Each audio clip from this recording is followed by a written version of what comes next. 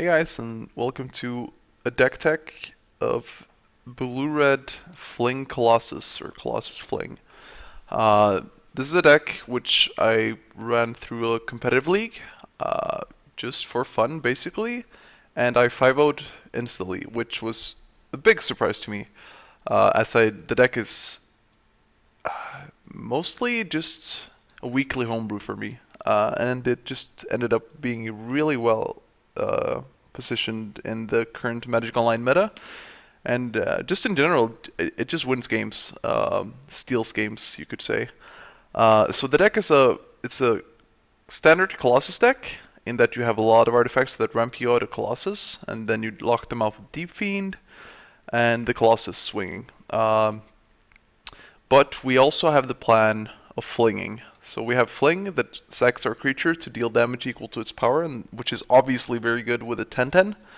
Uh, and then we also have the opportunity to throw the Ravenous Intruder, which can eat all your artifacts and get flung for a lot of damage. Uh, to make it work, we have the normal 2 mana cards that ramp out your Colossus. Maybe the Key to the City is a bit unusual. I've seen a lot of decks not running it. It's a card that I really like. It's been performing really well in the deck, and it's obviously key to the success when you basically want to hit for 10, and then you want to fling for 10. The deck wins mostly in one swing. That's how it wins. So it's very good for that, and it also cycles through your deck when you need to. Uh, Another difference is we run the Thopterist and the Servo Schematic, and these are super good with Ravenous Intruder, and they're super good to stay alive mid-game. It also accrues your Harvesters, the Servo Schematic does, which is really important, as this is your mid-game staying alive tool. We also don't run the Hedron Archive for the Colossus ramp. We only run one Caravan, so we're not a turbo Colossus in that sense, which is fine. The deck wants to stall a bit until it has its card and its opportunity to swing. And we also want cheaper stuff to sacrifice if needed. So basically, the games usually play out in you running out your prisms, running out your harvesters, slowing them down with a Thopterist, and then you slam down the Sovereign and a Colossus. Next turn you hit for 10 and fling for 10, and then you win the game. This is usually how it works. Sometimes they put a stop to your plan, but eventually the fling gets them. Even the control decks tap out eventually for a Gearhulk or two. So it has been working very well, and you often have the opportunity to force them to tap out because they will need to deal with the 10/10. They just have to. So when they do, you fling, and that's game. So anything else that's different? That's about it. For the mana base, we have a lot of colorless lands. The deck is not very hungry for mana symbols, so that's why we can get away with that. The Aether Hubs are really good with your harvesters, and they also fuel your harvesters mostly.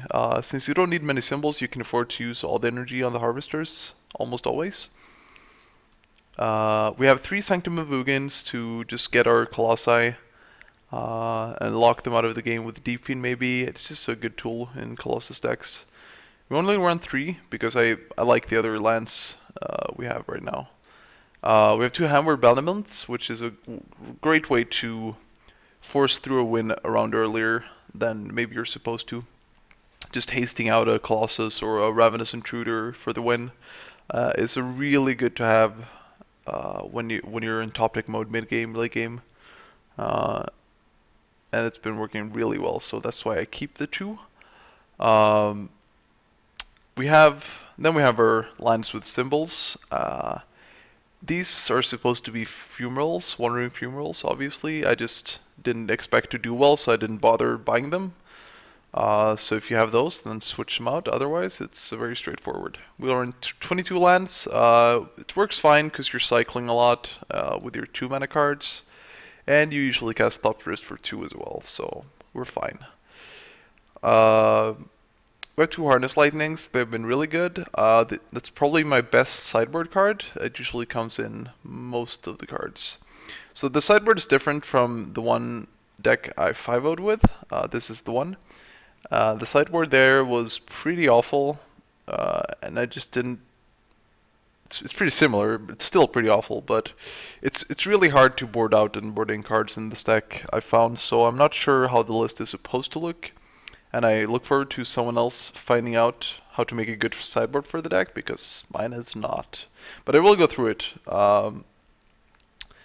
So the best cards were Harness Lightning for sure. They came in almost every game, when on the draw especially. We have some other removal against big creatures that needs dealing with. The high unlicensed disintegration is good. Sweltering Suns I took in during the league and I regretted it every time. But if I faced a zombie deck, maybe I would enjoy it. So I think it's a fine card to have. We have a creature package in Bastion Inventor, 1 Scrap Trawler, and 3 Scrappy Scroungers. I mostly board these in and then board them out again, so I'm not sure how much you can actually sideboard in this way. I think the Bastion Inventors are great against like Dynavolt Tower decks maybe, some control decks that rely on red removal.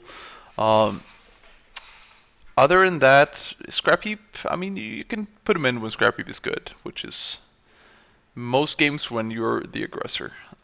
So, and the Scrap Trawler is a tryout. I think my idea is you board all of these in when you just don't want to play Colossus game. So you board out the Colossus plan and you board this in. I'm not sure that's a good plan. I didn't end up doing it, but that's the idea. Dispels are for trying to get your fling through against decks that like boarding in negates. I think some more controlly versions of Teamer or just control decks, I guess, as well. Countering Glimmer is pretty good in the format, in my opinion. And the rebukes are for basically tempo cards you just can't have resolve, like Gideon's on turn 4 and stuff like that. So that's the sideboard, and yeah, I hope someone else used this deck or a similar deck, because I really want to see how a good version looks. And for now, I will run this through a league tomorrow. I will put some info of that in the description because I will be streaming. So if you want to check out the deck and how well it works, then be sure to tune in. Other than that, thank you for watching, and I will probably come with another brew soon enough. Bye.